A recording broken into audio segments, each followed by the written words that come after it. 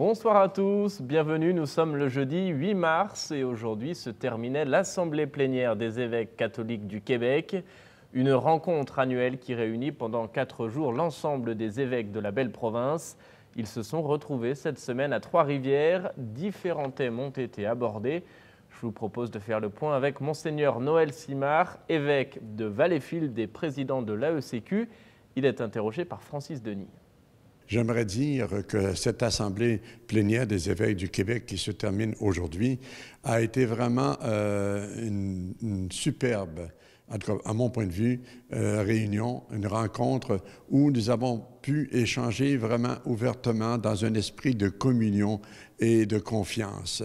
J'ai eu des commentaires et mes confrères ont dit que ça a été un moyen et un temps de partage réel entre nous et qu'il n'y avait pas à chercher à faire dominer un point de vue, mais qu'ensemble, nous cherchons à trouver des moyens pour évangéliser notre monde, pour apporter la joie de l'Évangile, pour aussi faire sortir des gens le Seigneur qui est présent en eux. Et ça, c'est notre nonce apostolique qui nous disait ça hier dans son message parce qu'il a participé une journée à notre assemblée plénière. Et donc, nous avons aussi vécu un climat donc de fraternité qui soude encore davantage nos liens.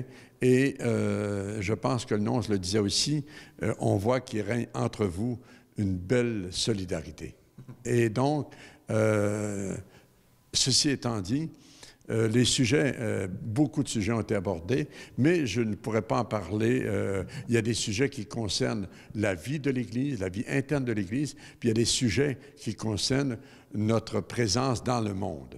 Alors, si je parle de sujets internes, mais qui touchent aussi notre souci de rejoindre les gens qui sont dans les périphéries, nous avons eu un très bel échange sur la pastorale carcérale.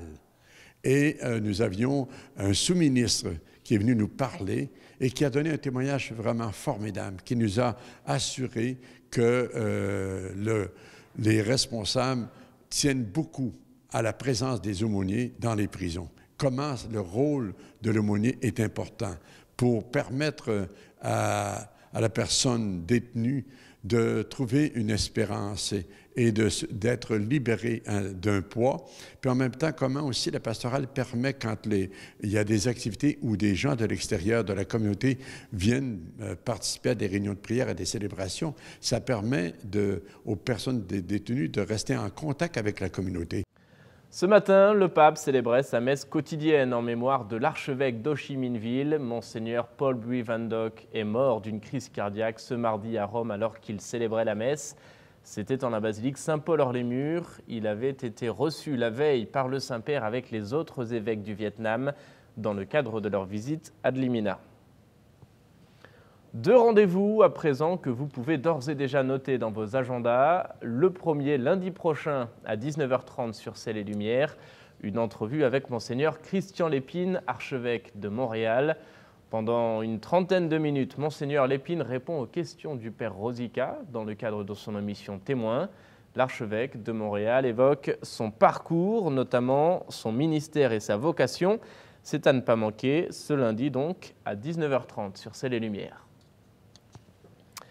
Et puis, ce mardi 13 mars, si vous êtes à Toronto, vous êtes invité au lancement du nouvel ouvrage du Père Thomas Rosica. Il présentera son livre intitulé « Reste avec nous, Seigneur, méditation sur le Christ ressuscité ». Une bonne idée de lecture à l'approche de Pâques. Le lancement de ce livre se tiendra à 19h à St. Peter's Church. C'est la fin de cette émission. Merci de nous avoir suivis. Je vous souhaite une très belle soirée. À bientôt.